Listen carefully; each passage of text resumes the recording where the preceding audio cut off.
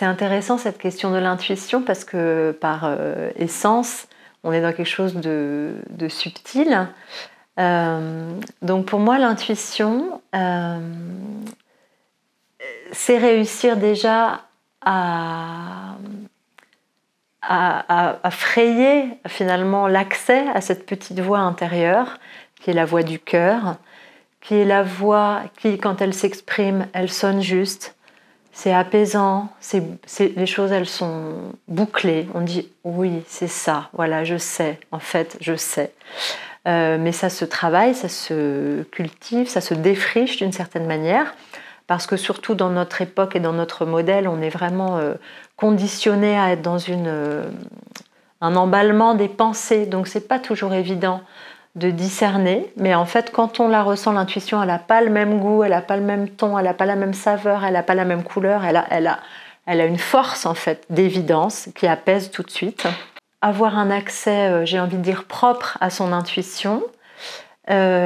me semble indispensable d'avoir d'abord nettoyé les filtres, notamment qui peuvent opérer comme des filtres encrassés et déformer ce qu'on reçoit, notamment qui sont le fruit de nos blessures d'âme, de nos blessures émotionnelles. Donc c'est sûr que quelqu'un qui n'a pas du tout travaillé sur lui et qui a, comme on l'a pour la plupart d'entre nous, une blessure, que ce soit de rejet, de trahison, d'injustice, bon voilà, toutes ces blessures qui font qu'on s'est construit des protections, des carapaces et que on a des biais en fait d'interprétation pour se protéger du risque d'être à nouveau touché par des choses qui nous font mal. Et bien, tant qu'on n'a pas nettoyé ça, pour moi, notre intuition, elle peut très facilement être biaisée. Donc, on va faire des projections sur les autres qui ne sont pas forcément justes. Donc ça, c'est très important, bien nettoyer nos filtres et nos blessures. Après, l'intuition, c'est par essence quelque chose qui est tellement fin et subtil et qui n'est pas forcément vérifiable, en tout cas a priori, parfois a posteriori oui, mais que moi je la prends comme une hypothèse, c'est-à-dire que j'analyse les choses, donc toujours en réconciliant toutes les parts de nous-mêmes avec la conscience que ça c'est le raisonnement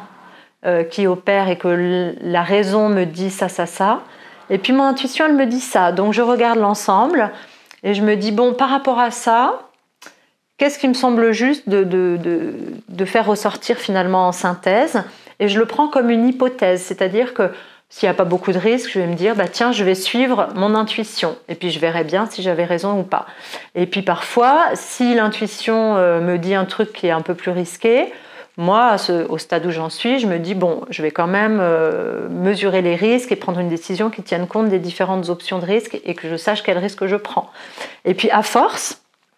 eh ben, j'apprivoise mon intuition et après coup, je peux me dire, bah là, j'avais raison, mais là, ma petite voix avait raison. Et donc, ça permet de faire grandir ce chemin et de mieux l'apprivoiser, donc de mieux la recevoir, en fait.